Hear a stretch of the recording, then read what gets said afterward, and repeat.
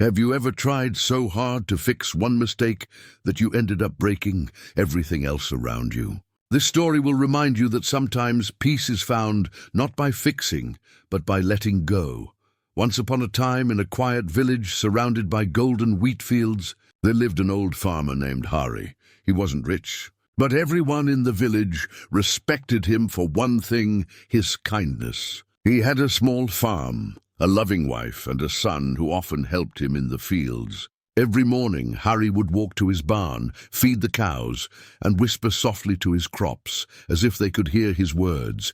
He believed that love made everything grow, and truly it did. His crops were always greener than anyone else's, and his animals were always calm and healthy. One summer, after weeks of sunshine, the clouds turned dark. Rain started pouring, and it didn't stop for days. When the storm finally passed, Hari rushed to check his fields. To his relief, most of his crops were safe. Only one small corner of his land was flooded. But there, right in the middle of that flooded patch, was his favorite mango tree. The tree he had planted with his father when he was just a boy. It was more than a tree to him. It was a memory, a part of his childhood, a piece of his heart. When he saw the water rising around it, his heart sank. One of the branches had broken, and a few mangoes were floating on the muddy water. "Oh no," he whispered. "If I don't fix this, the whole tree might die." His wife came running and said softly, "Hari, it's just one tree. The rest of the farm is fine. Don't worry." But he shook his head. "You don't understand." He said, "This tree is my life." That night, Hari couldn't sleep. He kept imagining the roots drowning in the mud, the leaves falling one by one, the memories fading away. The next morning, he decided to save it no matter what. He went to the market and bought sacks of sand to block the water. He spent the whole day building small barriers around the tree. His son tried to help, but Hari told him, "Go take care of the rest of the crops. I'll handle this."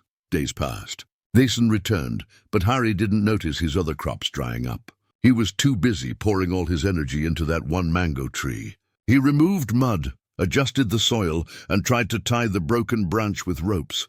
He even skipped meals and barely rested. His wife pleaded, "Hari, please, you're forgetting everything else," but he didn't listen.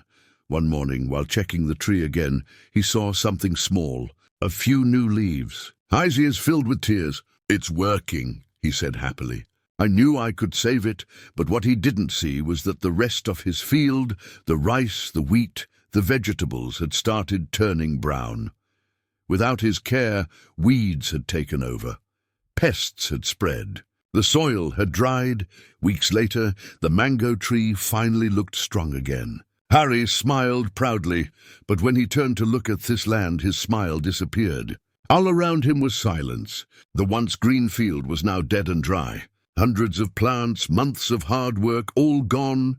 He fell to his knees and whispered, "What have I done?" His wife came and sat beside him quietly. She didn't scold him. She just said, "You saved one tree but lost the whole garden." Hari stared at the mango tree. It stood tall but alone, surrounded by emptiness. Tears filled his eyes. He finally understood. In his desperation to save one thing from the past, he had lost everything in his present. That evening he sat by the tree and spoke softly, just as he used to when he was young. "You've stood with me all my life," he said. "But I forgot that life keeps growing only when we care for everything, not just one part of it." The wind blew gently through the leaves, as if the tree understood. The next morning, Hari began again. He cleaned the field, planted new seeds, and started from scratch. This time he didn't obsess over one thing. He watered every corner of his farm with equal care. And slowly green returned. The birds came back. The sound of life filled the air again. Months later, when his new crops swayed in the breeze, Hari stood in the middle of the field and smiled. He had lost once, but he had learned forever. He realized something powerful.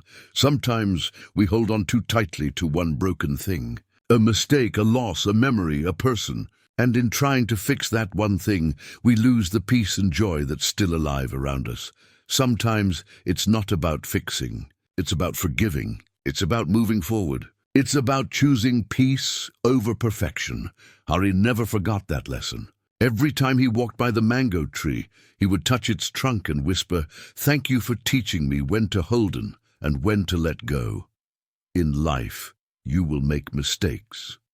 You will lose things. You will have regrets. But don't let one broken part destroy everything beautiful that's still working. When something hurts, don't let it blind you to all the blessings still standing beside you.